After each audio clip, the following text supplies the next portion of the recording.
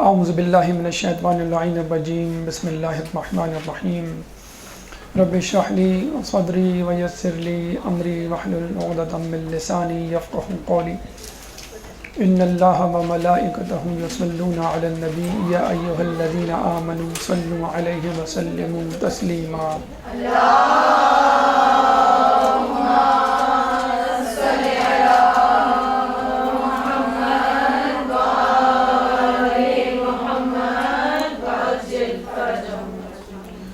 ماہ رجب ہمارے ساتھ اپنی سعادتوں کو لیے ہوئے جاری و ساری ہے، اور آپ نے دیکھ لیا ہوگا اب تک جو رجب کے ایام آپ نے گزارے، بہت ہی ڈائنامک، بہت ہی انرجیٹک مہینہ ہے۔ ابھی ابھی آپ عمل ام داؤد سے فارغ ہوئے ہوں گے۔ اس سے پہلے ولادت اور شہادت کی تواریخ، اور آئندہ بھی ولادت اور شہادت کی تواریخ جو ہے ہماری منتظر ہے۔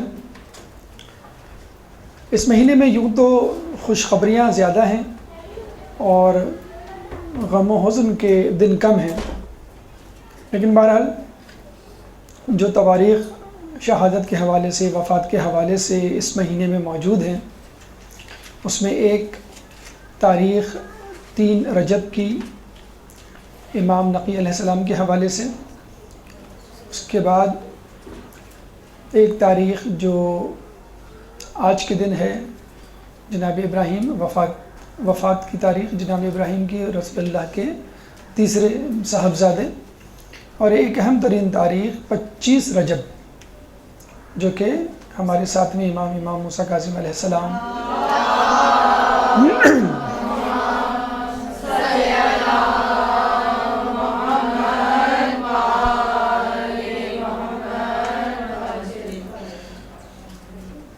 ہمارا موضوع 25 رجب کے حوالے سے سیرت امام موسیٰ کاظم کے اخلاقی پہلو۔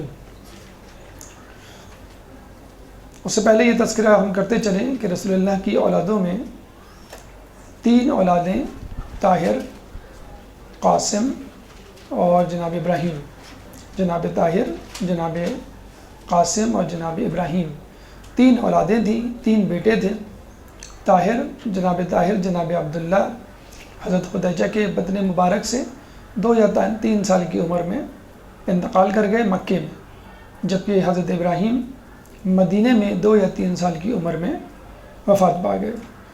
تو رسول اللہ کے تینوں بیٹے بغیر بڑے یعنی نوجوان ہوئے بہت ہی کم عمری میں اس دنیا سے رخصت ہو گئے، اور یوں سمجھ لیجئے کہ اللہ تعالیٰ نے واضح طور پہ اشارہ دے دیا کہ تمہاری نسل تمہارے بیٹوں سے نہیں بلکہ تمہاری بیٹی سے چلے گی۔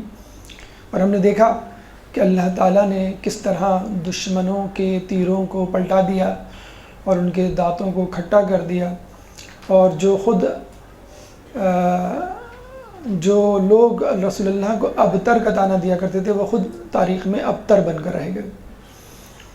اس کے بعد ہم دیکھتے ہیں کہ جب جناب سیدہ سے رسول اللہ کی نسل مبارک چلی تو لوگوں نے حد الامکان کوشش کی کہ کسی طرح ان کی نسل کو منقطع کیا جائے اور کسی طرح ان کے خاندان کو آگے نہ بڑھنے دیا جائے، لیکن ہم دیکھتے ہیں کہ پھر بھی نامساعد حالات میں، مشکلات میں، آزمائش میں، مصیبتوں میں اور بہت ہی زحمتوں والے ماحول میں بھی ائمہ نے زندگیاں گزاری اور ان کی نسل جو ہے برقرار رہی۔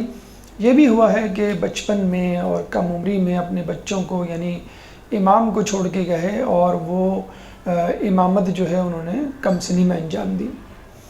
اسی طرح ہمیں ایک نام جو ہے ہمارے ساتویں امام کے حوالے سے ہمیں ملتا ہے، ان کی سیرت طیبہ پہ آج ہم روشنی ڈالیں گے اور انشاءاللہ کوشش کریں گے کہ اس سے کچھ موتی اپنی زندگی کے لیے چنیں تاکہ ہماری حیات، ہماری زندگی بھی ہمارے ائمہ کی زندگی کے مطابق اور ان کی پیروی کرتے ہوئے گزرے۔ سب سے پہلے تو ولادت 7 صفر 128 ہجری میں مدینے میں یا مدینے کے قریب ایک علاقے ابوا میں شہادت 25 رجب 183 ہجری، اور یوں آپ کی عمر مبارک 55 سال بنتی ہے، جس میں 35 سال آپ نے امام کے طور پہ بسر کیے، 20 سال اپنے والد کی سرپرستی میں، اور 20 سال کی عمر میں جب آپ کو امامت ملی تو بقیہ 35 سال یعنی 55 سال تک آپ نے دور امامت گزارا۔ والد ہمارے چھٹے امام امام جعفر صادق علیہ السلام،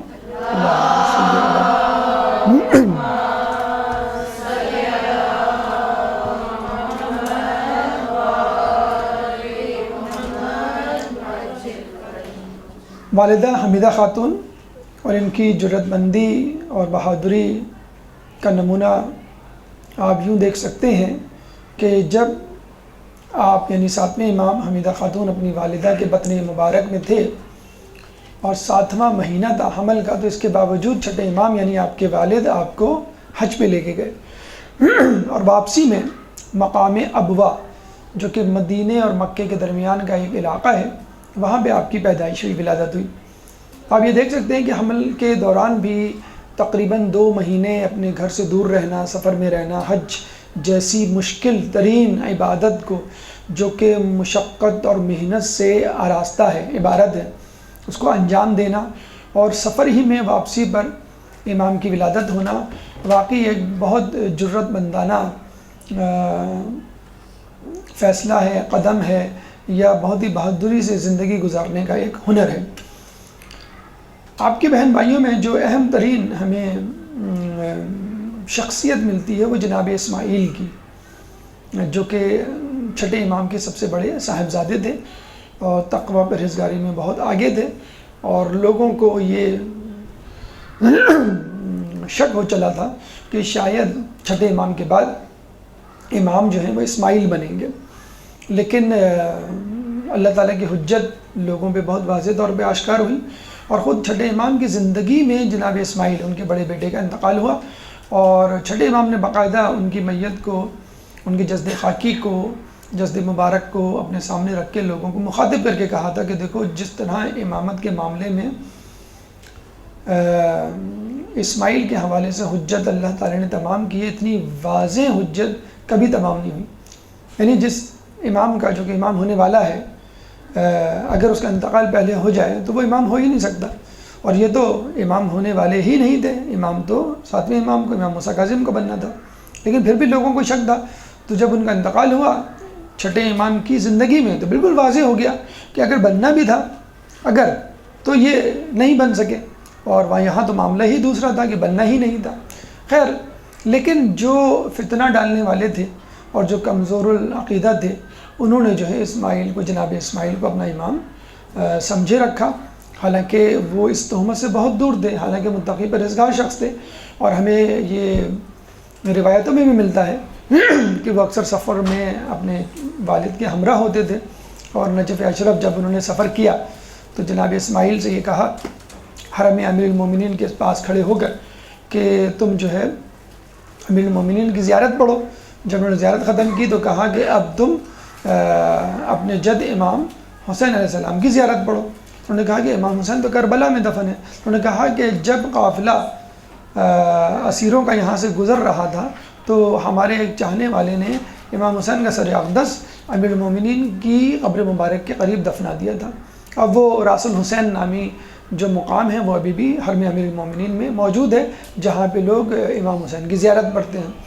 تو جناب اسماعیل چھٹے امام کے ساتھ تھے، جناب اسماعیل زیارت متقی اور پرہیزگاری میں بالکل نابغہ روزگار تھے، لیکن لوگوں نے غلط طور پہ ان کو امام مشہور کر دیا، اور پھر یہ انشاءاللہ بھی ہم آگے دیکھیں گے کس طرح کہ ان کی اولاد میں سے ایک شخص نے باقاعدہ امام کو قتل کرنے کی سازش بھی کی، 7ویں امام کو، اسی حسد میں، اور وہ ان کی شہادت کا سبب بھی بنا وہ شخص۔ بہرحال اس کے بعد ہم آگے چلتے ہیں،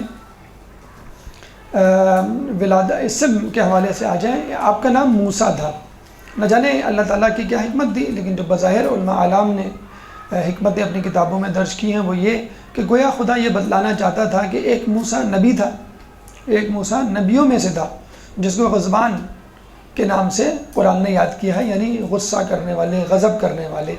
اور آپ نے دیکھا ہوگا جب موسیٰ علیہ السلام کوہ طور سے واپس آئے اور پتہ چلا کہ ہارون علیہ السلام نے جو ہے ان کو ایک بری خبر سنائی کہ بہت سارے لوگ جو ہے وہ آپ کی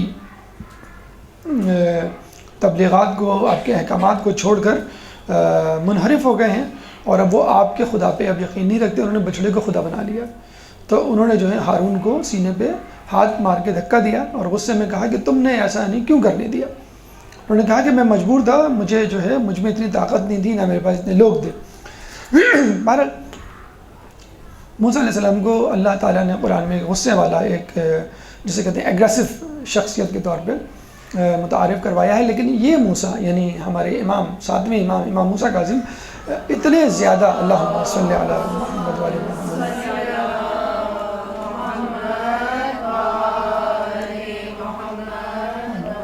اتنے زیادہ غصے کو ضبط کرنے والے تھے کہ ان کے نام کے ساتھ کاظم بڑھ گیا، یعنی آپ ان کے نام سے کاظم لفظ الگ نہیں کر سکتے۔ اگر آپ صرف موسیٰ کہیں گے تو کوئی نہیں سمجھے گا، اگر آپ کہیں گے موسیٰ کاظم فوراً سمجھ جائیں گے۔ تو کاظم کا لفظ جو ہے جیسے زین العابدین کا لفظ ہے، جیسے امام علی رضا کا لفظ ہے، تو یہ دونوں جب مرکب ملتے ہیں تو فوراً امام کی شخصیت جو ہے ذہن میں آ جاتی ہے۔ تو اتنے زیادہ غصے کو ضبط کرنے والے تھے کہ آپ کا نام جو ہے وہ امام موسیٰ کاظم یعنی لقب پڑ گیا۔ اور القاب میں ایک جو مشہور ترین لقب ہے کاظم کی طرح وہ ہے باب الحوائج۔ جیسے ہمارے یہاں باب الحوائج 3 ہیں، امام موسیٰ کاظم علیہ السلام ہیں، حضرت عباس ابو الفضل عباس ہیں، اور جناب علی اصغر، یہ 3 باب الحوائج ہیں۔ اور ان کے باب الحوائج ہونے میں تو لوگوں نے بھی یعنی اغیار نے بھی اس بات کو تسلیم کیا۔ امام شافعی خود فرماتے ہیں کہ آپ کی قبر مبارک یعنی 7ویں امام موسیٰ کاظم علیہ السلام کی قبر مبارک بلا شبہ جو ہے وہ ایک مرکز ہے معجزات کا اور حاجات کی برآوری کا۔ تو آپ کی قبر مبارک پہ آج بھی لوگ وسیلہ تلاش کرتے ہیں اور آپ سے اپنی مرادیں مانگتے ہیں اور اپنی احتیاج بیان کرتے ہیں، اور اللہ تعالیٰ جو ہے آپ کے وسیلے سے لوگوں کی احتیاج کو پورا کرتا ہے۔ اس کے علاوہ عبد الصالح ایک لقب ہے، صابر ایک لقب ہے آپ کا، امین ایک لقب ہے۔ کنیت میں ابو الحسن اول، اگر ہم صرف ابو الحسن کہیں گے تو اس سے مراد امیر المومنین ہوں گے، اگر ہم کہیں گے ابو الحسن اول تو اس سے مراد امام موسیٰ کاظم ہوں گے، ابو الحسن دوئم امام علی رضا علیہ السلام ہوں گے، اور ابو الحسن ثالث اس سے مراد جو ہے وہ امام نقی علیہ السلام ہوں گے۔ تو 3 ابو الحسن یعنی 4 گزرے ہیں، ایک تو فقط ابو الحسن، پھر ابو الحسن اول، ابو الحسن دوئم، ابو الحسن ثالث یا ابو الحسن ثانی اور ابو الحسن ثالث۔ اس کے علاوہ ابو ابراہیم کیونکہ آپ کے صاحبزادے تھے، ابو اسماعیل اور ابو محمد، ابو علی، یہ ان کے اولادوں میں سے تھے، اس لیے ان کی کنیت بھی یہی کہہ رہی۔ اب آئیے ہمارے دوسرے مرحلے کی طرف، یعنی بادشاہان وقت۔ ایک درود پڑھ دیں محمد والے محمد۔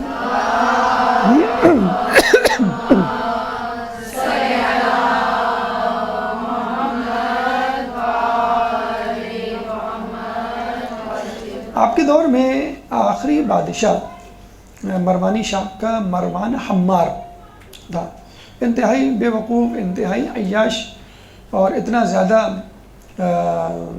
احمق کہ اس کے نام کے آگے حمار لگ گیا۔ حمار عربی میں گدھے کو کہتے ہیں، اور ہمارے یہاں اگر کسی کو بے وقوف کہنا ہو تو اس کو ہم کہتے ہیں گدھا، کہ تم جو ہے گدھے ہو۔ تو اتنا بے وقوف، اتنا احمق وہ بادشاہ تھا کہ اس کے نام کے آگے ہی حمار لگ گیا، مروان حمار۔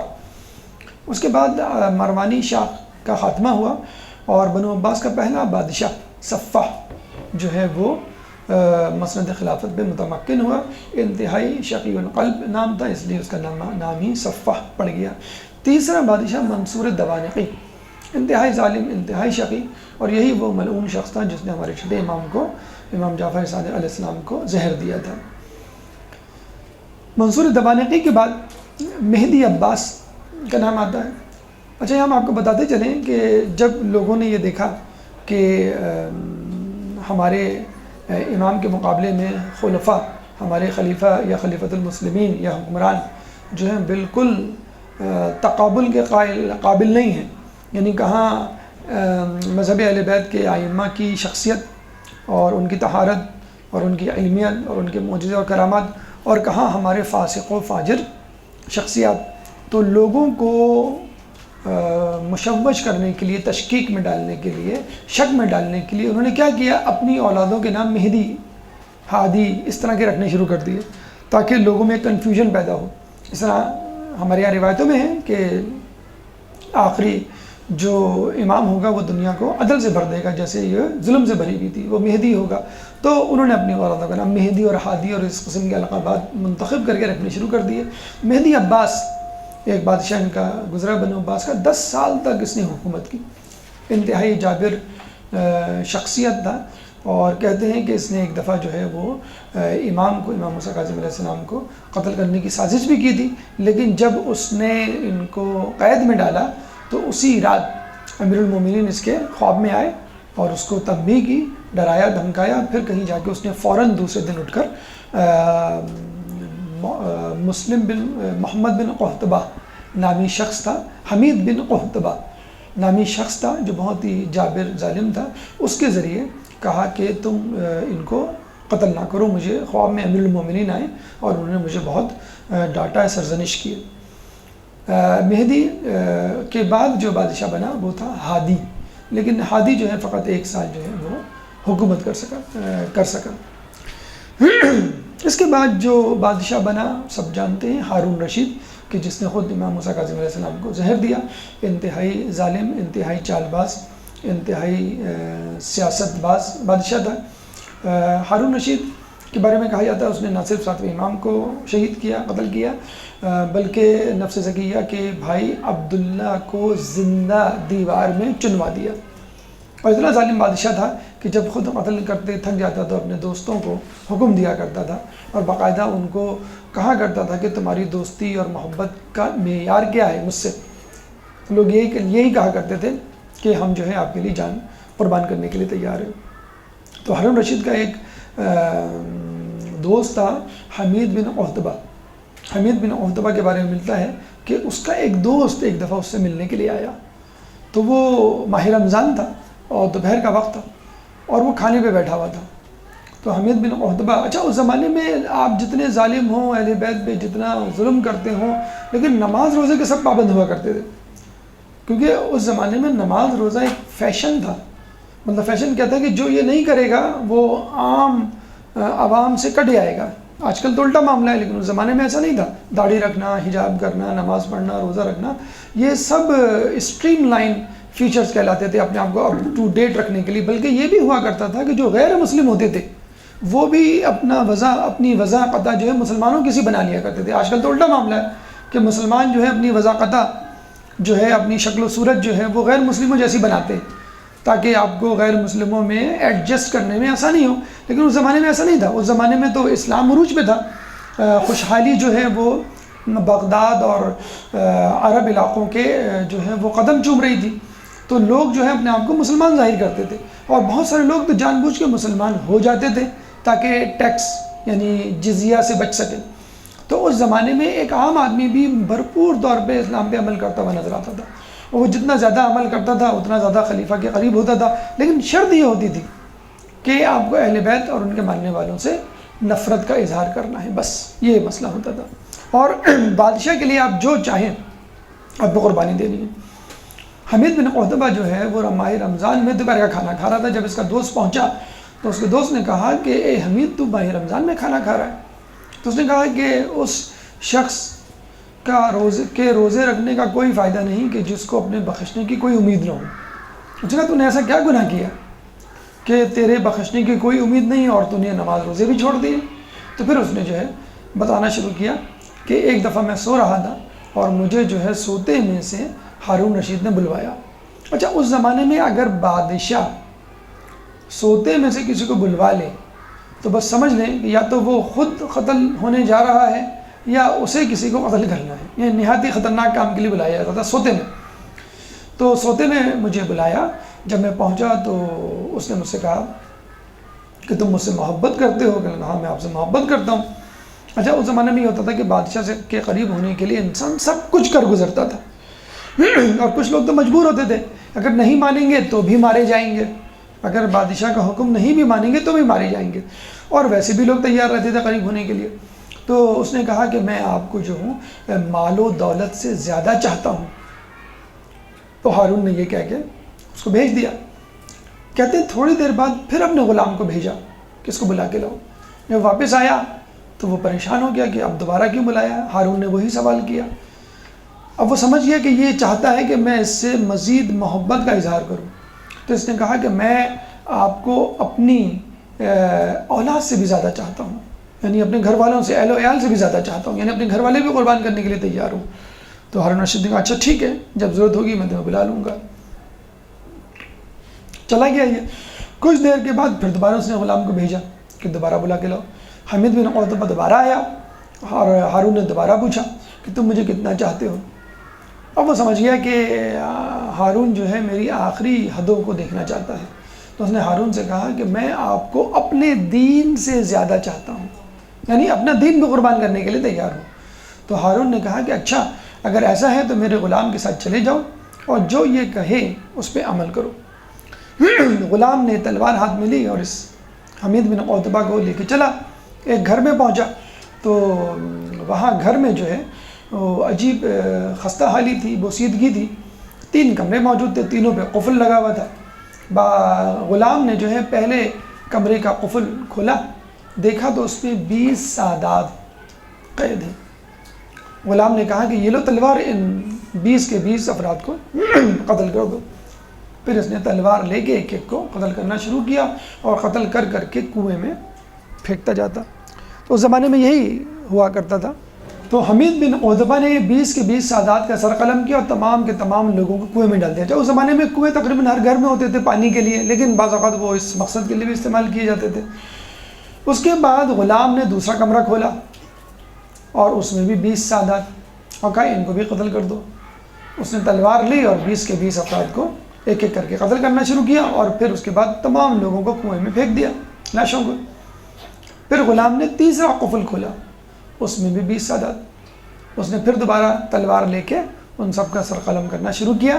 جب 19 کو قتل کر چکا تو 20واں شخص ایک بوڑھا ضعیف تھا، تو اس نے صرف یہ کہا کہ تم قیامت کے دن ہمارے جد رسول اللہ کو کیا منہ دکھاؤ گے؟ بس یہ کہنا تھا۔ وہ کانپنے لگا حمید بن عتبہ، لیکن اس نے کانپتے ہاتھوں سے اس بوڑھے ضعیف شخص کو بھی قتل کر دیا۔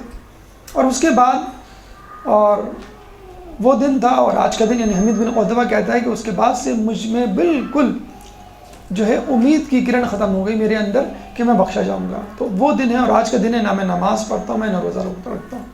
تو یہ وہ حمید بن عتبہ تھا کہ جس نے اپنی آخرت جو ہے برباد کر دی بادشاہ کے لیے، اور اسی کو جو ہے وہ مہدی عباس نے جو ہے وہ حکم دیا تھا، اور پھر بعد میں حکم واپس لے لیا تھا۔ تو ہارون رشید انتہائی ظالم بادشاہ تھا، خود کئی لوگوں کا قاتل تھا۔ اس کے علاوہ زکیہ، نفس زکیہ کے بھائی عبداللہ کو زندہ زندان میں، دیوار میں، محل کی دیوار میں چنوا دیا تھا۔ اس کے علاوہ حمید بن عتبہ کے ذریعے 60 افراد کے قتل کا ذمہ دار۔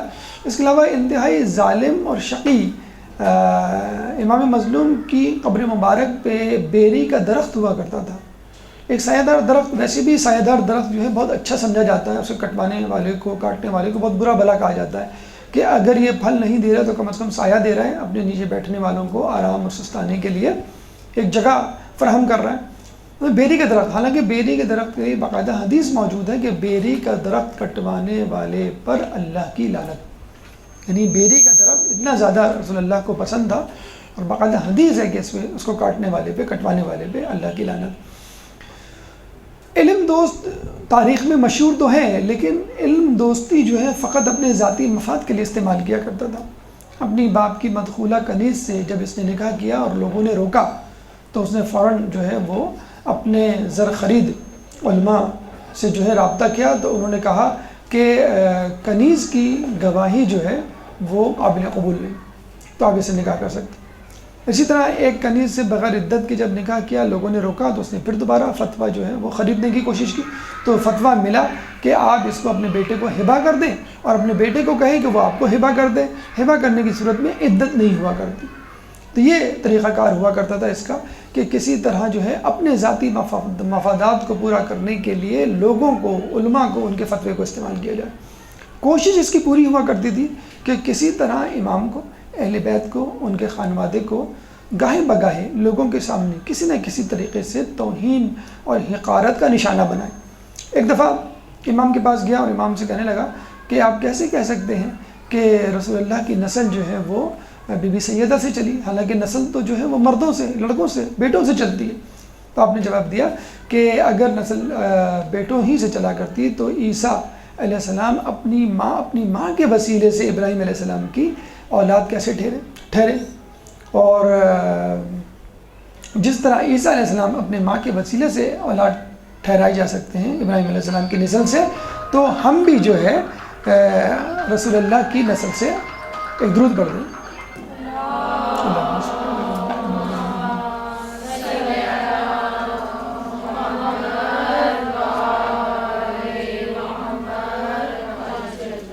تو یہ وہ بادشاہ تھے جو آپ کے زمانے میں گزرے۔ ہارون رشید آپ کا قاتل تھا، منصور دمانغی آپ کے والد کا قاتل تھا۔ اب آئیے بچپن کے کچھ واقعات اور ان سے ہمیں کیا سبق ملتا ہے۔ چھٹے امام سے جب کسی نے سوال کیا کھیل کود کا اور بچپنے کا اور امامت کا، تو آپ نے جواب دیا کہ ہم کھیل کود کے لیے پیدا نہیں ہوئے۔ اور اتفاق سے کچھ ہی دنوں بعد لوگوں نے دیکھا کہ آپ کے صاحبزادے امام موسیٰ کاظم جو ہے، جو اس وقت 3 سال کے تھے، بکری کے بچے کو پکڑ کے لا رہے ہیں۔ تو لوگوں نے، جو کمزور العقیدہ افراد تھے، ان کو ایک موقعات آ گیا کہ بھئی آپ تو کہا کرتے تھے کہ امام جو ہے وہ کھیل کود کے لیے نہیں پیدا ہوئے، آپ کے صاحبزادے کیا کر رہے ہیں؟ تو جب وہ قریب آئے تو پتہ چلا وہ بکری کے بچے کو اشارہ کر رہے ہیں زمین کی طرف، کہہ کے کہ تم سجدہ کیوں نہیں کرتی؟ یعنی اگر امام کسی جانور سے کھیل بھی رہا ہے تو دیکھا جائے تو وہ کھیل کھیل میں ان کو دین سکھا رہا ہے۔ جیسے ہم بچوں کو کھیل کھیل میں میتھمیٹکس کروا رہے ہوتے ہیں، کھیل کھیل میں جو ہے ان کو سائنس پڑھا رہے ہوتے ہیں، تو ہمارے امام بھی دیکھا جائے تو لگ رہا ہوتا تھا لہو و لعب اور تفریح میں مشغول ہے، لیکن اس کے ذریعے لوگوں کو دین اور تبلیغات کا جو ہے وہ وسیلہ بنا رہے تھے اس کھیل کو۔ یا یوں کہہ لیجئے اس کھیل میں، اگر اس کو کھیل کہا جائے، وہ بتلانا چاہ رہے تھے کہ ہم تو جانور کا شرک جو ہے وہ برداشت نہیں کر سکتے، تو انسانوں کے اندر شرک کیوں کر برداشت کریں گے؟ جب ہم چاہتے ہیں کہ جانور تک جو ہے اللہ کے حضور سجدہ کرے، تو ہم یہ بھی چاہیں گے ہمارے چاہنے والے اور مسلمان اور مومنین جو ہیں وہ بھی اللہ کو سجدہ کریں۔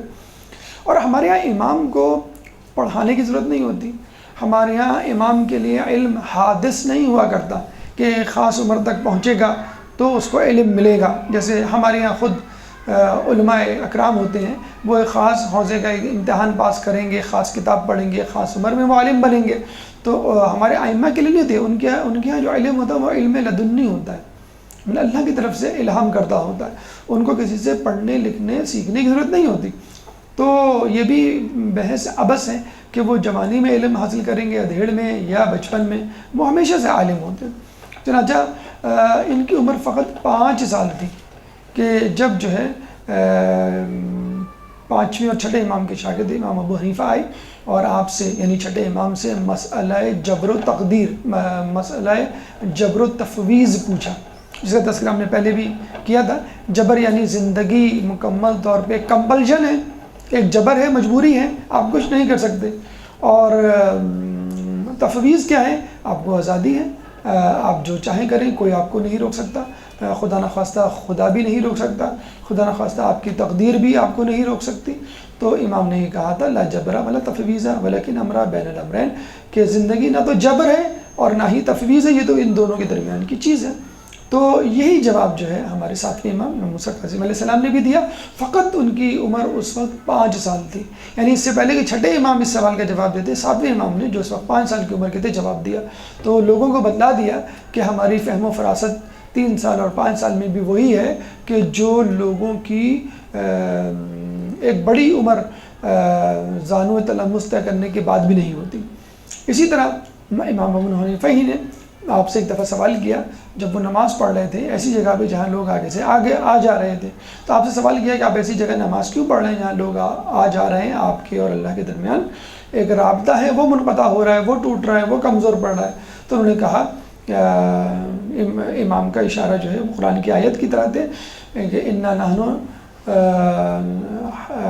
اقرب حبل الورید، کہ ہم جو ہے تمہاری رگے جان سے بھی زیادہ، کیروٹیڈ آرٹری جسے کہتے ہیں، رگے جان سے بھی زیادہ قریب ہیں. تو امام نے کہا کہ جب میرا خدا میری رگے جان سے بھی زیادہ قریب ہے تو کوئی شخص میرے اور خدا کے درمیان کیسے حائل ہو سکتا ہے. تو ہماری امام کی نمازوں میں نہ تو کوئی خارجی انسان حائل ہو سکتا ہے، نہ ہی کوئی خارجی تیر. آپ نے دیکھا تھا نا کہ امام امیر المومنین کو جب تیر لگا تھا اور نکالنے لگے تھے تو انہوں نے کہا کہ ابھی نہ نکالو، مجھے نماز پڑھنے دو. جب نماز پڑھنی شروع کی اور جب تیر نکالا گیا ان کو پتہ بھی نہ چلا. تو اس کا مطلب ہے کہ خارجی امور ہمارے چوتھے امام سے ہمیں ملتا ہے، پانچویں امام سے، کہ جب وہ نماز پڑھنے کھڑے ہوئے تو دیکھا جو ہے وہاں پہ ان کا بیٹا جو ہے وہ جل رہا ہے اور امام کو پتہ بھی نہیں چلا. اسی طرح گھر میں ایک دفعہ بیٹا جو ہے کنویں میں گرا ہوا ہے، اسی طرح گھر میں آگ لگی تو ان کو اس کا بھی ہوش نہیں تھا. تو جب امام یا کوئی شخص اللہ سے قریب ہوتا ہے تو اس کو دنیا و ما فیہا کی کوئی خبر نہیں ہوتی. امام کے بچپن کے تیور دیکھ کر، یعنی جیسے ہم کہتے ہیں نا کہ بھئی یہ بچہ جو ہے بڑا ہو کے سائنسدان بنے گا، یہ بچہ جو ہے وہ بڑا ہو کے ڈاکٹر بنے گا یا انجینئر بنے گا یا فلاسفر بنے گا، کیونکہ بچپن سے کچھ نشانیاں، کچھ علامات ظاہر ہو جاتی ہیں. تو اسی طرح امام کو دیکھ کے اس زمانے کے لوگ پہچان گئے تھے کہ یہ بہت دور رس اور دانشور قسم کی شخصیت بننے والے ہیں. تو بادشاہ کو بھی احساس ہو گیا تھا کہ جو 3 سال میں بکری کو سجدہ کرنے کا کہے، جو 5 سال میں جبر و تفویض کا مسئلے کو حل کرے، جو بچپنے میں جو ہے اپنے آپ کو اور اللہ تعالیٰ کو اتنا قریب تر کر دے اپنے آپ کو اللہ تعالیٰ سے کہ کوئی اور اس کے درمیان حائل نہ ہو سکے، تو یقیناً یہ بڑا ہو کر اتنی اہم شخصیت بن سکتا ہے کہ لوگ اس کے ارد گرد جمع ہو جائیں. ہو سکتا ہے خود یہ ہماری خلافت میں رکاوٹ بن جائے، چنانچہ اس کو گرفتار کر لیا جائے، اس کو قتل کر دیا جائے. تو جیسے ہی ہمارے چھٹے امام کا انتقال ہوتا ہے، ان کی شہادت ہوتی ہے، فوراً بادشاہ مدینہ کے حاکم سلیمان کو کہتا ہے کہ اس بچے کو گرفتار کر کے لیا. نہیں، بلکہ یہ نہیں کہتا ہے، وہ یہ کہتا ہے کہ چھٹے امام کا جو وصی ہے اس کو گرفتار کر کے لیا. یعنی ان کا جو جانشین ہے یا ان کے بعد جو ہے جن کو انہوں نے اپنے امور تفویض کیے ہیں ان کو، اس کو پکڑ کے لیا. تو ظاہر سی بات ہے اس زمانے میں یہی ہوا کرتا تھا کہ جو بیٹا ہوا کرتا تھا اس کو امور تفویض کیے جاتے تھے. اور امام نے بتلا بھی دیا تھا کہ ہمارا امام جو ہے وہ شہادت سے پہلے بتلا دیا کرتا ہے کہ میرے بعد امام کون ہوگا. تو لوگوں نے کہا کہ آپ ان کی وصیت پڑھ لیں، جس کو بھی انہوں نے وصی بنایا ہوگا وہ جو ہے آپ اس کو گرفتار کر کے لے جائیں اگر آپ سمجھتے ہیں وہ آپ کی راہ میں رکاوٹ بننے والا ہے. تو جب وصیت کھولی گئی تو پتہ چلا کہ ہمارے چھٹے امام نے اپنے بعد اپنے امور کا نگران 5 لوگوں کو بنایا تھا، جس میں سب سے پہلا نام کس کا تھا؟ خود منصور دوانقی کا تھا. منصور دوانقی کا تھا جس نے قتل کروایا تھا چھٹے امام کو. پہلا نام منصور دوانقی کا تھا اور وہ کس طرح اپنے آپ کو قتل کر لے. پھر دوسرا نام سلیمان حاکم مدینہ، جو خود جو گرفتار کرنے کے لیے آیا تھا، جو حاکم مدینہ تھا اس کا نام تھا، وہ اس کو کیسے قتل کروا دے. پھر تیسرا نام ابو الافتح جو ان کے بیٹے تھے چھٹے امام کے، ان کا تھا. پھر امام موسیٰ کاظم علیہ السلام کا نام تھا 5واں اور چوتھا، اور پھر چھٹا جو ہے وہ نام تھا حمیدہ خاتون، ان کی والدہ کا. تو 5 لوگوں کو، اب 5 لوگ بھی امام نے اس طرح اس ویرائٹی سے، اس ورسٹیلٹی سے جمع کیے تھے کہ وہ سب کو نہیں قتل کر سکتا تھا. مطلب ایک عورت کو قتل کرنا بڑی عجیب سی بات ہے عرب معاشرے میں، کسی عورت سے دشمنی نکالنا، پھر خود اپنے آپ کو قتل کرنا، پھر اپنے گورنر کو قتل کرنا. تو وہ عجیب جو ہے وہ گڑبڑا گیا اور پریشان ہو گیا اور امام کی ذہانت کی داد دیے بغیر نہیں رہ سکا، اور پھر اس نے جو ہے وہ 7ویں امام کو گرفتار کرنے کا ارادہ جو ہے وہ ترک کر دیا. درود پڑھ دے محمد والے محمد.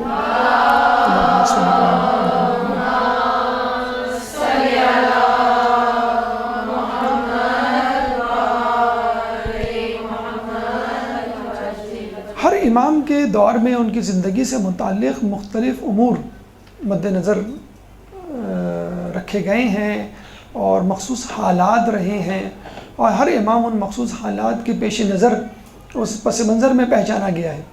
تو جب بھی ہمارے 7ویں امام کا تذکرہ آتا ہے تو سب سے زیادہ جو چیز یا مصیبت یا آزمائش ان کی ہمیں ملتی تاریخ کی کتابوں میں اور ہماری نظروں کے سامنے ہمارے ذہن میں اجاگر ہوتی ہے، سب سے پہلی اور اہم ترین مصیبت، اور وہ کیا تھی؟ گرفتاری، اسیری، زندان میں قید ہونا۔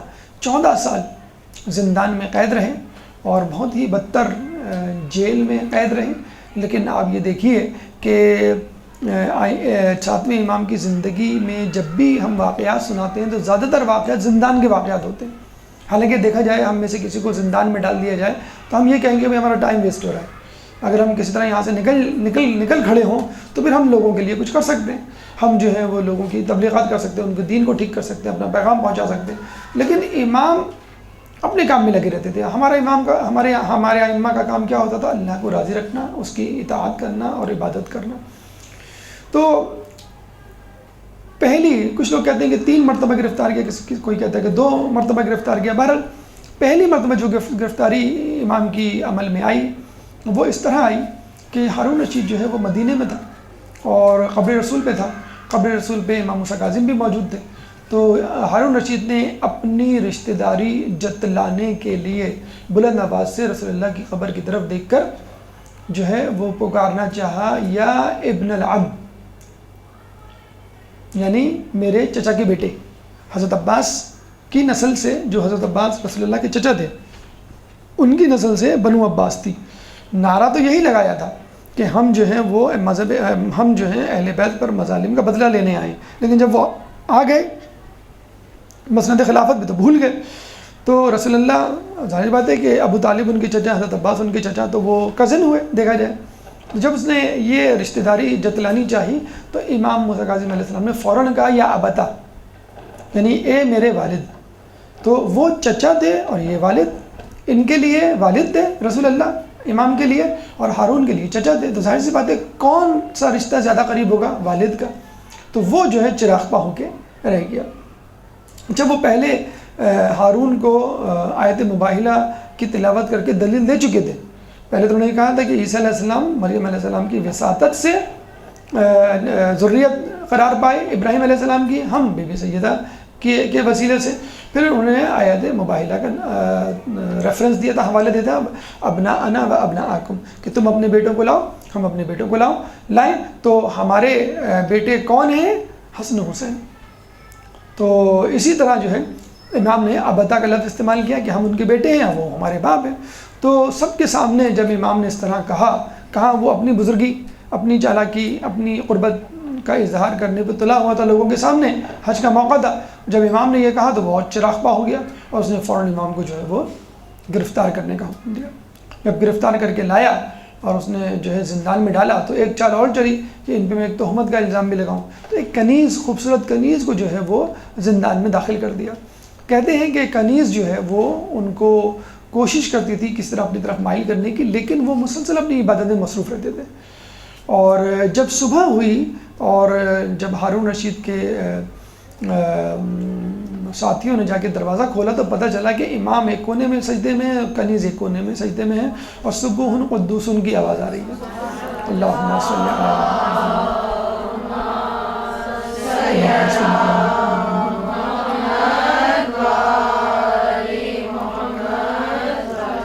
کہتے ہیں ہارون نے جب کنیز کو طلب کیا اور اس سے پوچھا کہ میں نے تو تجھے امام کو ورغلانے کے لیے بھیجا تھا، تو خود جو ہے وہ امام کے طریقے پر آ گئی۔ تو اس کنیز نے کہا میں کیا کروں کہ جب میں گئی اور میں نے امام کی طرف دیکھا تو امام کے پیچھے ان کے پس منظر میں مجھے باغات نظر آئے، باغات میں بہت ساری خوبصورت عورتیں نظر آئیں، اور انہوں نے مجھ سے برملا کہا کہ تو یہاں سے چلی جا، ہم ان کی خدمت کے لیے کافی ہیں۔ اور اتنی زیادہ عبادت امام کیا کرتے تھے کہ عبادت کے علاوہ ان کو کسی چیز سے سروکار ہی نہیں تھا۔ چنانچہ میرا دل بھی جو ہے خود بخود عبادت کی طرف مائل ہو گیا۔ کہتے ہیں کہ امام ہارون رشید نے دوبارہ اس کو زندان میں ڈلوا دیا کہ اگر اس کو میں باہر نکالوں گا تو یہ امام کی معجزات اور کرامات کی باتیں لوگوں کو بتائے گی اور یہ جو ہے امام اور زیادہ مشہور ہو جائیں گے۔ بہرحال تو جب ہارون نے یہ دیکھا، اچھا یہ بھی کہا جاتا ہے کہ اس نے خواب میں امیر المومنین یا رسول اللہ کو دیکھا اور جو ہے وہ گھبرا کر جو ہے امام کو چھوڑنے کا جو اس نے حکم دیا کہ ان کو چھوڑ دو، اور اگر ان کو ہم نے گرفتار کر لیا تو میرے اوپر ایک مصیبت آ جائے گی۔ بہرحال اچھا، کہتے ہیں کہ امام کو جب پہلی مرتبہ لے جائے جا رہے تھے اور لوگوں نے رونا دھونا مچایا تو امام نے صاف کہہ دیا تھا کہ میں اس وقت قتل نہیں کیا جاؤں گا، لیکن جب میں دوبارہ لے جایا جاؤں گا تو قتل کر دیا جاؤں گا۔ تو اچھا، یہ بھی کہتے ہیں کہ جس جیل میں قید کیا تھا اس میں بہت زیادہ تالے لگے ہوئے تھے، پہرے لگے ہوئے تھے، اور اس کے ساتھ ایک مسجد بھی تھی۔ تو لوگ جو ہیں وہ آپس میں باتیں کر رہے تھے، تو امام کا ایک چاہنے والا کھڑا ہوا تھا، تو جس نے گرفتار کیا تھا وہ کسی شخص سے عربی ادب پہ گفتگو کر رہا تھا۔ تو امام کے چاہنے والے نے کہا کہ وائے ہو تم پر، تم جو ہے عربی ادب پہ گفتگو کر رہے ہو، اس وقت تو تمہاری ضرورت ہے کہ تم امام کے موضوع پر گفتگو کرو گے جن کو تم نے قید میں ڈالا ہوا ہے۔ تو وہ بڑا غصے میں آئے، کہنے لگے تمہیں کیسے پتا؟ کہنے لگے بس مجھے معلوم ہے، اور دیکھو امام جو ہے وہ جب چاہیں قید سے چھٹ سکتے ہیں، ان کے لیے کوئی مسئلہ ہی نہیں ہے۔ تو اس نے کہا وہ کیسے؟ کہنے لگا وہ دیکھو۔ تو پتہ چلا کہ سامنے ایک شخص جو ہے وہ نماز پڑھ رہا ہے، بڑے بزرگ شخصیت، باروب شخصیت، اور جب یہ شخص جس نے قید کیا تھا وہ آگے جا کے دیکھنے لگا کون شخص ہے، تو وہ امام موسیٰ کاظم تھے۔ کہنے لگے آپ کیسے باہر آ گئے؟ کہنے لگے ہم باجازت خداوندی باہر آ گئے، تم ہمیں کتنا ہی قید کر لو، اگر ہم چاہیں تو ہم قید سے باہر آ سکتے ہیں۔ پھر جب اس نے ہارون کو یہ سب کچھ بتایا تو اس نے کہا کہ ہمارا بھانڈا پھوٹ جائے گا، اور امام نے کہہ دیا تھا کہ ہم جو ہے اس دفعہ قتل نہیں کیے جائیں گے۔ تو کسی طرح امام کو جو ہے چھوڑا۔ دوسری مرتبہ کس طرح ان کو اسیر کیا گیا جو ان کی شہادت پہ متنج ہوا، کہ جیسے میں نے آپ کو بتایا ان کے بھائی تھے اسماعیل، بڑے بھائی، تو وہ تو متقی پرہیزگار تھے، اور ان پہ جو ہے لوگوں نے امامت کا لیبل لگا کے ان کو امام ماننا شروع کر دیا تھا، حالانکہ انہوں نے نہیں کہا تھا کسی کو۔ جب ان کا انتقال ہو گیا تو ان کے بیٹے تھے محمد بن اسماعیل، یہ جو بیٹا تھا یہ منحرف تھا، یہ حسد کا شکار تھا، اور یہ امام موسیٰ کاظم کو پسند نہیں کرتا تھا، چنانچہ یہ کوشش میں لگا رہتا تھا کسی طرح آپ کو تکلیف پہنچائے۔ ہارون رشید نے اپنے وزیر سے کہلوایا کہ جاؤ جا کے معلوم کرو کہ امام موسیٰ کاظم علیہ السلام کے خاندان میں کون ایسا شخص ہے جس کو ہم خرید سکتے ہیں۔ تو جب تحقیق کی تو پتہ چلا کہ محمد بن اسماعیل، ان کے بڑے بھائی جو تھے اسماعیل، جن کو لوگ امام کہا کرتے تھے، جن کی امامت کے اسماعیلی اور بہری قائل ہیں، اور یہ 17ویں امام تک ایک ساتھ تھے۔ 17ویں امام تک ان کو ہم اسماعیلی کہا کرتے تھے۔ 17ویں امام کے بعد پھر دوبارہ تنازع شروع ہوا، وہاں سے اسماعیلی الگ ہو گئے اور بہری الگ ہو گئے۔ اسماعیلیوں کو آغا خانی بھی کہا جاتا ہے اور بہری الگ ہو گئے۔ بہرحال یہ امام جعفر علیہ السلام کے بڑے بیٹے اسماعیل کو امام ماننے والوں میں سے ہیں۔ بہرحال تو ان کا بھتیجا محمد بن اسماعیل وہ جو ہے دنیا پرست تھا اور امام کا دشمن بھی تھا، تو ہارون نے اپنے وزیر سے کہلوایا کہ کسی طرح اس کو میرے پاس بھیجو۔ تو وزیر نے جو ہے ہارون کے ان کو بلایا کہ تم میرے پاس آ جاؤ۔ تو محمد بن اسماعیل یہ بتلانے کے لیے کہ میں جو ہوں وہ کسی برے کام، بری نیت سے نہیں جا رہا ہوں، میں تو بس بلانے پہ جا رہا ہوں۔ تو یہ امام کے پاس آیا اور کہنے لگا امام مجھے جو ہے وہ بغداد طلب کیا ہے، بادشاہ کے وزیر نے بلایا ہے اور یہ کہا ہے کہ بادشاہ تم سے ملنا چاہتا ہے۔ تو امام جو ہے وہ ارادہ بھاپ گئے، تو امام نے فوراً جو ہے وہ 400 درہم منگوائے اور اس کے ہاتھ میں رکھے۔ پھر اس کے بعد 400 درہم منگائے، پھر 400، 3 مرتبہ درہموں کی تھیلیاں اور کچھ دینار بھی دیے۔ امام موسیٰ کاظم علیہ السلام کے بارے میں کہا جاتا ہے کہ اگر کوئی شخص امام کے پاس جاتا اور امام کچھ دیتے اور پھر وہ کہیں اور کسی سے مانگتا ہوا نظر آتا تو لوگ کہتے کہ ارے عجیب شخص ہے کہ تجھ کو تو امام موسیٰ کاظم نے دیا ہے، اس کے بعد بھی لوگوں سے مانگ رہا ہے۔ اتنا زیادہ لوگوں کو وہ عطا کیا کرتے تھے۔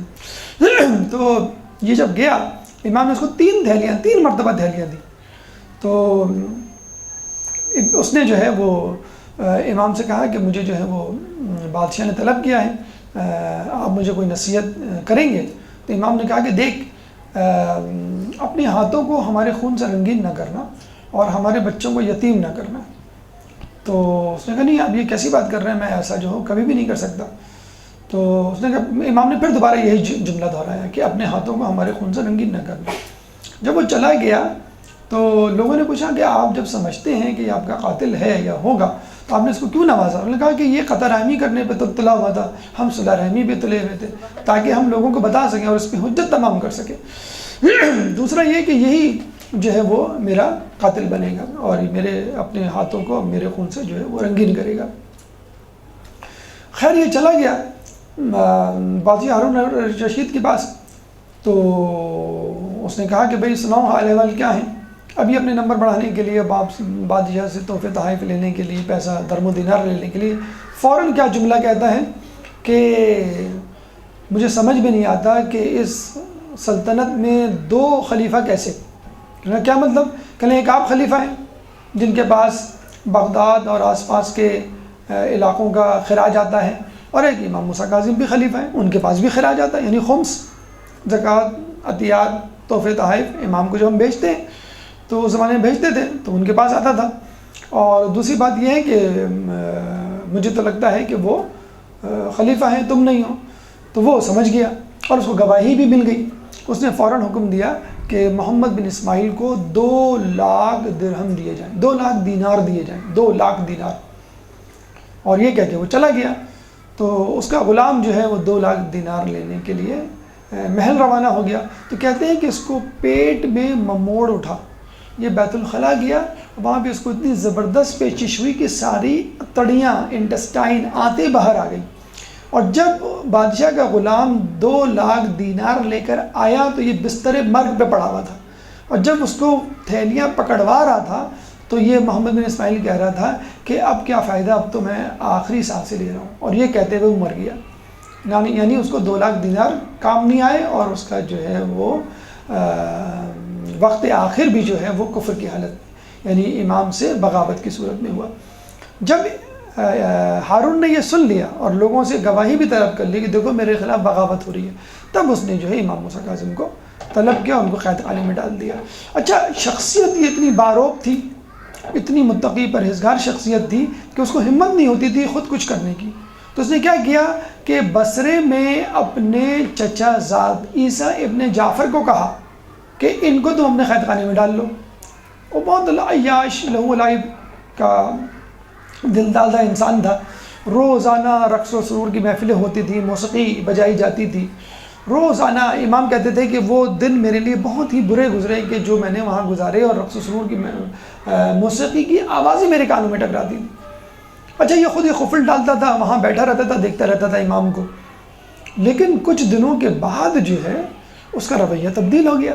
کہنے لگے کہ یہ شخص ہر وقت عبادت کرتا رہتا ہے، فجر کے بعد سے جو سجدے میں جاتا ہے تو ظہر کی نماز کے وقت اٹھاتا ہے، پھر ظہر کی نماز کے بعد جو سجدے میں جاتا ہے تو مغربین میں۔ اچھا، کسی نے نعوذ باللہ یہ بھی کہا کہ یہ فجر کے بعد جو سجدے میں جاتے ہیں تو سو جاتے ہیں، تو اگر یہ سو جاتے ہیں تو ظہر سے پہلے وضو کرتے، وضو بھی نہیں کرتے، تو اس کا مطلب ہے کہ وضو نہیں ٹوٹا، سوئے بھی نہیں۔ تو اچھا، پھر وہ قریب جا کے سنتا بھی تھا کہ یہ سجدے میں کیا پڑھ رہے ہیں، دعائیں کیا پڑھ رہے ہیں۔ تو اس نے کہا 1 سال گزر گیا، میں نے آج تک ہارون کے خلاف کوئی بد دعا نہیں سنی، اپنے دشمنوں کے خلاف۔ تو جب ہارون نے اپنے چچا زاد عیسیٰ ابن جعفر کو کہا کہ تم اس کو قتل کیوں نہیں کرتے جو میں نے کہا تم کو، کہنے لگا میں کیسے قتل کر دوں، میں نے آج تک اس کی زبان سے آپ کے خلاف، اپنے خلاف، اپنے دشمنوں کے خلاف کوئی بد دعا ہی نہیں سنی، فقط اور فقط اللہ کی حمد و ثنا کرتا رہتا ہے یہ شخص، اور میں اس کو کبھی بھی قتل نہیں کروں گا چاہے تو مجھے قتل کر دے، میں قتل ہونے کے لیے تیار ہوں۔ یعنی اس کا چچا زاد کہہ رہا ہے۔ اب ہارون جو ہے وہ بڑا سٹ پٹایا کہ اب میں کیا کروں، اب میں کس کو کہوں، یہ میرا جو ہے قریبی رشتہ دار تھا۔ اب اس نے جو ہے ایک اور شخص کا انتخاب کیا، فضل بن ربیع، جو بغداد میں ہوا کرتا تھا، اس کی زندان میں ڈالا، اور فضل بن ربیع سے جو ہے وہ لیتا رہا اپڈیٹس۔ لیکن فضل بن ربیع بھی کچھ مہینوں کے بعد، کچھ دنوں کے بعد تبدیل ہو گیا، کہنے لگا نہیں، یہ انتہائی پاک باز، انتہائی جو ہے وہ آپ عبادت گزار شخص ہے، اس کو قتل کرنا تو فضول ہے، اور یہ کسی طرح بھی آپ کی حکومت کے خلاف نہیں ہے۔ ہارون کو جو ڈر تھا وہ کیا ڈر تھا کہ میری حکومت کے خلاف کوئی فوج تیار کر رہے ہیں، یعنی تمہاری حکومت کے خلاف تو ہو نہیں سکتا، یہ تو ہر وقت عبادت میں مشغول رہتا ہے۔ اب ہارون پھر پریشان، اب میں کس کو دوں؟ تو ایک شخص تھا۔ اچھا، اس دوران جو ہے ہارون نے کہتے ہیں کہ 50 کسی سے مشورہ کیا، مجھے کوئی ایسے وہ دلا دو افراد کہ جن کا دین ایمان سے کوئی تعلق نہ ہو۔ جیسے میں نے آپ کو بتایا اس زمانے میں اسلام سے وابستگی، تعلق جوڑنا بہت اچھا سمجھا جاتا تھا، بادشاہ کے قریب بھی ہوتے تھے، اور آپ جو ہے وہ درم و دینار بھی آپ کو ملتے تھے، لیکن وہ ظاہری طور پہ نماز روزہ کرنے والے، اہل بیت سے نفرت کرنا ضروری تھا۔ تو کسی نے کہا کہ میرے پاس 50 جنگجو، سپاہی، جاہل اور دیہاتی قسم کے لوگ ہیں جن کو کچھ نہیں پتا، کھانا پینا بس ان کو کھانا، جس جانور ہے جانور کو کھانا پینا دے دو، بس گھوڑا ہے گدھا ہے تو کافی ہے تمہارے لیے۔ تو ہارون نے بلایا ان 50 تو دیکھا بالکل حبشی اور سیاہ فام اور جاہل اور اجڑ گنوار قسم کے، جن کو دین دنیا کا کچھ بھی نہیں پتا تھا۔ تو ہارون نے 2-3 دن تک ان کو خوب کھانا پینا دیا، اور 2-3 دن بعد پوچھتا کہ بھئی تمہارا خدا کون؟ کہیں گے ہمیں نہیں معلوم، کہیں گے تمہارا رسول کون؟ ہمیں نہیں معلوم، کہیں گے یہ تو بہت اچھے لوگ ہیں، اگر میں نے ان کو بھیج دیا قتل کرنے کے لیے تو لوگ ان کو پاگل ہی کہیں گے زیادہ سے زیادہ، ان کا کوئی درم و دینار ہی ہے وہی نہیں ہے، دین درہم۔ تو اس نے جو ہے فوراً بھیجا زندان کی طرف، جاؤ ان 50 افراد کو کہو کہ یہ امام کو قتل کرنے کے لیے ٹوٹ پڑے تلواروں کے ساتھ۔ اب یہ 50 افراد جب زندان میں گئے، اب انتظار کر رہے ہیں کبھی سجدے سے سر اٹھائیں، کب سجدے سے سر اٹھائیں تو ان کا سر قلم کریں یا خدا نخواستہ، تو وہ سجدے میں بڑے دیر بعد سر اٹھایا تو پھر دعا مانگنا شروع۔ تو وہ پریشانی یہ کیا کر رہی ہے، اپنا ڈیفینس، جنگجو آدمی بھی کسی سے لڑتا ہے تو وہ یہ دیکھتا نہیں میں سامنے والے کو مارنے جا رہا ہوں تو اپنا ڈیفینس تو کرے، وہ اپنا ڈیفینس ہی نہیں، اپنی عبادت میں مشغول۔ تو وہ 50 کے 50 سجدے میں گر گئے۔ اللہم صلی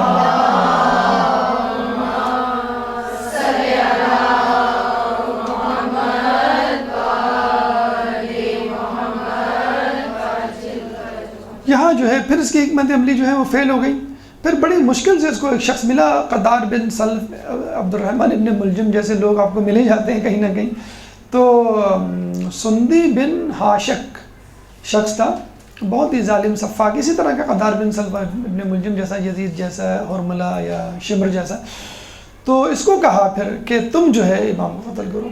پھر کہیں جا کر اس نے امام کو 20 کھجوریں لیں اور ان میں جو ہے سوئی کے ذریعے یا دھاگے کے ذریعے جو ہے وہ زہر منتقل کیا، اور کہتے ہیں کہ خود ہارون رشید نے زہر منتقل کیا، اس میں سے کچھ کھجوریں کھائیں، رطب تازہ کھجوریں، اور باقی جو امام کو بھیج دیں، اور یہ کہلوا کے بھیجی کہ کہنا کہ ہارون نے خود اس میں سے کھایا ہے۔ اور یہ تو آپ سن بھی چکے ہیں، بعض ائمہ کو جو انگور بھی دیا گیا، کچھ انگور کے خوشے کھا لیے، باقی دے دیے، جس میں سوئی کے ذریعے سے زہر منتقل کیا گیا تھا۔ تو امام نے جو ہے وہ کہا کہ آپ کو سب کھانی پڑیں گی، امام نے کھائیں، اور جب امام نے کھا لی تو پتہ چلا کہ زہر کا کوئی اثر ہی نہیں ہے۔ اچھا، ابھی فوراً کھا کے ختم کی تھی انہوں نے، تو اس نے جو ہے سندی بن ہاشک نے اور اس کے وزیر نے فوراً 50 افراد کو بلایا، 80 افراد کو، کہ دیکھو بھئی یہ صحیح سالم ہیں کہ نہیں ہے۔ انہوں نے کہا ہاں بھائی بالکل صحیح سالم ہے، ان کو کچھ ہوا تو نہیں ہے، زہر تو نہیں دیا، کہ نہیں دیا گیا، تو آپ گواہی دیں گے لوگوں کے سامنے، اگر جو ہے وہ ان کا انتقال ہو جاتا ہے تو یہ ہماری طرف سے تو قتل تو نہیں ہے؟ انہوں نے نہیں، ہمیں تو کچھ بھی نظر نہیں آ رہا۔ تو یہ کہہ کے جب جانے لگے تو امام نے کہا کہ دیکھو میرے لیے یہ والی گواہی مت دینا، مجھے واقعی زہر دیا گیا ہے، اور کچھ دنوں کے بعد میرا جو ہے وہ انتقال ہو جائے گا، میرا رنگ جو ہے ابھی ایسا ہے، ابھی جو ہے وہ سبز پڑ جائے گا، میری ہتھیلی جو ہے وہ سبز ہو جائیں گی، تم دیکھنا۔ تو پھر لوگوں نے دیکھا کہ ان کی ہتھیلی واقعی سبز ہوئی۔ ادھر سندی بن ہاشم جو ہے وہ پھر بھی ایک شچ و پنج میں تھا کہ پتہ نہیں امام نے کھجوریں کھائی ہیں کہ نہیں کھائی ہیں، پتہ نہیں ان کا انتقال ہوگا کہ نہیں، یہ مریں گے نہیں، وغیرہ وغیرہ۔ تو اس ظالم ملعون نے کیا کیا، ایک چادر لی اور امام کو اس میں لٹا دیا، اور چادر کو دونوں طرف سے لپیٹنا شروع کیا، جیسے ہم گیلے تولیے کو کسی کپڑے میں ڈال کے لپیٹتے ہیں، دونوں طرف سے ٹوسٹ کرتے ہیں تاکہ وہ پانی جذب ہو جائے۔ تو طرح امام کے جسد خاکی کو اس نے، امام کے جسم مبارک کو اس چادر میں لپیٹ کے موڑنا شروع کیا دونوں طرف سے، کہ امام کو تکلیف اس حد تک ہو کہ ان کا دم گھٹ جائے، ان کا سانس رک جائے، اور ساتھ ہی ساتھ جسم پر کوئی نشان بھی نہ آئے۔ جب اس نے کیا تو امام کی شہادت ہو گئی، اور پھر جو ہے اس نے جا کے عمالوں کو کہا کہ تم جو ہے ان کو بغداد کی سڑک پہ جا کے چھوڑاؤ، اور اس نے جو ہے بغداد کی سڑک پہ جا کے 3 دن تک کہتے ہیں کہ امام کا جنازہ وہاں پڑا رہا، اور اس کے بعد میں اعجاز خداوندی 8ویں امام آئے اور انہوں نے جو ہے وہ تجہیز و تکفین کی۔ کہتے ہیں کہ اور لوگ غسل دے رہے تھے، اور ان کا صحابی بتاتا ہے کہ ان کے غسل کا پانی امام کے جسم مبارک کو چھو نہیں رہا تھا، اور امام علی رضا جو پانی ڈال رہے تھے وہ ان کو جسم کو چھو رہا تھا۔ جو کفن وہ پہنا رہے تھے وہ کفن ان کے جسم کو نہیں لگتا، لیکن امام علی رضا جو کفن پہنا رہے تھے وہ ان کے جسم کو لگتا تھا. تو یوں اس طرح انہوں نے غسل بھی دیا اور کفن بھی دیا، اور قبر میں بھی امام علی رضا علیہ السلام نے اتارا. ایک درود پڑھ دے محمد والے محمد. اللہم صلی اللہ.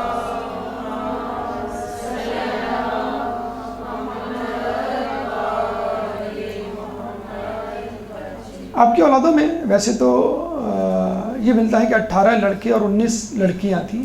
جو مشہور ترین اولاد ہے وہ ہمارے 8ویں امام علی رضا علیہ السلام ہیں، اور ایک بی بی معصومہ قم کا آپ نے نام سنا ہوگا، جو 1 سال کی جدائی کے بعد اپنے بھائی امام علی رضا علیہ السلام کی تلاش میں گئی تھی خراسان، اور رستے میں جو ہے بیمار پڑ گئیں. اس کے بعد ان کو قم لایا گیا اور 17 دن کے اندر اندر ان کا جو ہے وہ انتقال ہو گیا. جب انتقال ہوا تو ان کو دفنانے کا مسئلہ درپیش ہوا. ایک بزرگ آگے بڑھے دفنانے کے لیے، تو ایک دم سے دیکھا کہ 2 گھڑ سوار کہیں دور سے آئے ہیں اور انہوں نے جو ہے بیوی معصومہ قم کو دفنا دیا ہے. ان کے اصحاب میں جو ہمیں نام ملتے ہیں وہ علی بن یقطین کے ملتے ہیں، صفوان بن جمال کے ملتے ہیں، ایک بشر حافی اور ایک جو ہے بہلول دانا.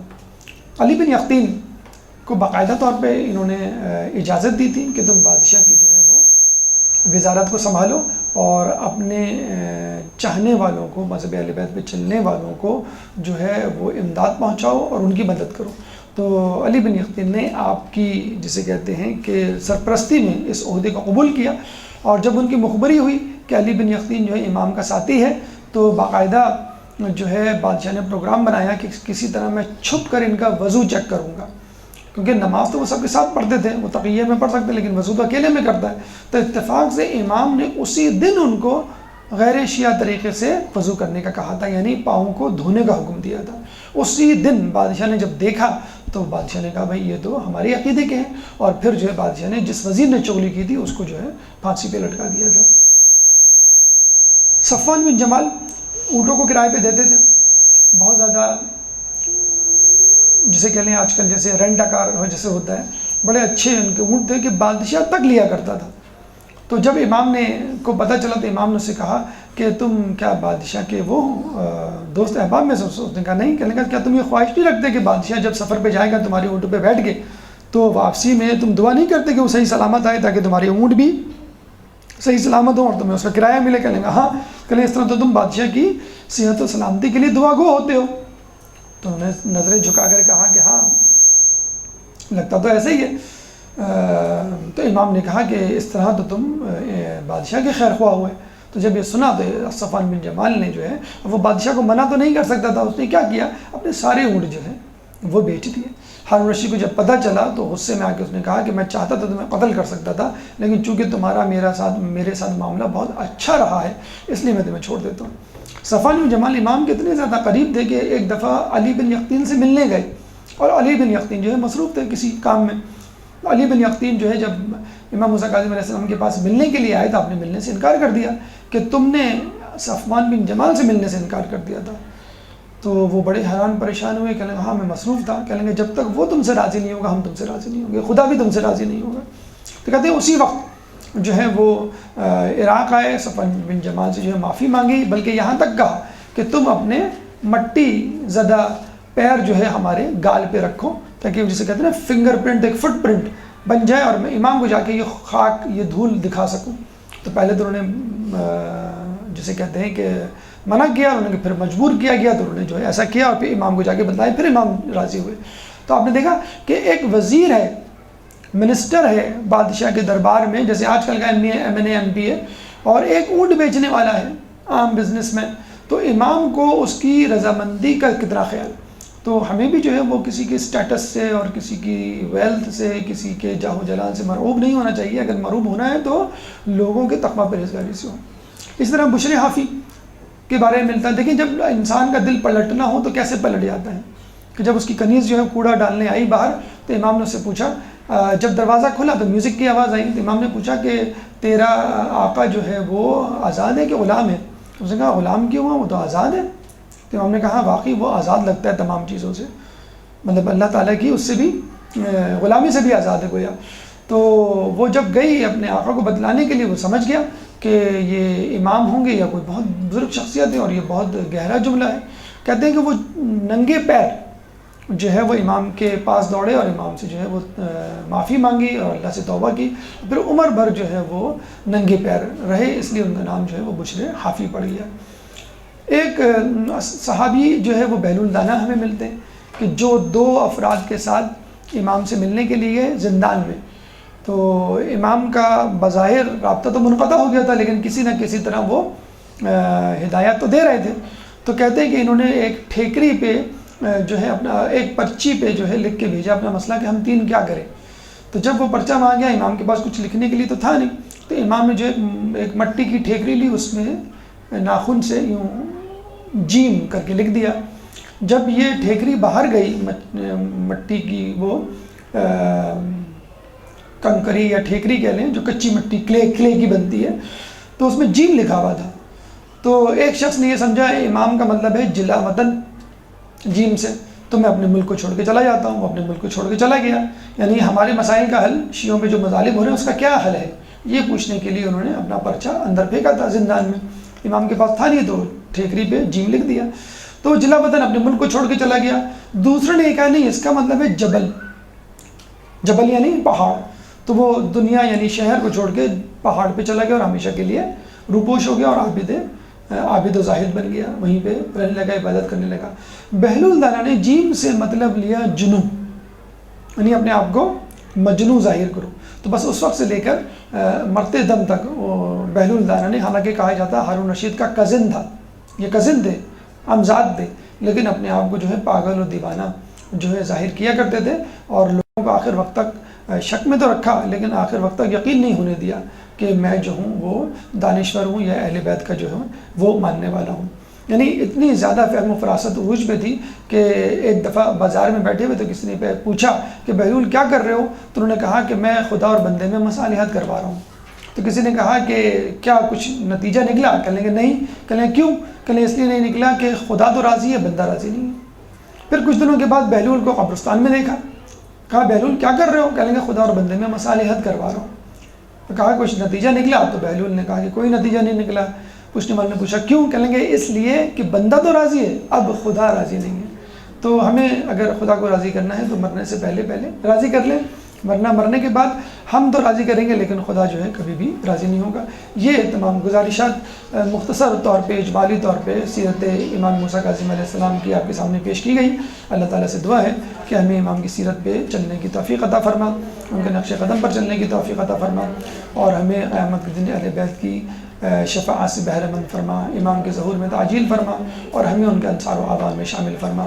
وآخر دعوانا الحمد للہ رب العالمین. برحمتك يا أرحم الراحمين، وصلى الله على محمد وآله الطاهرين.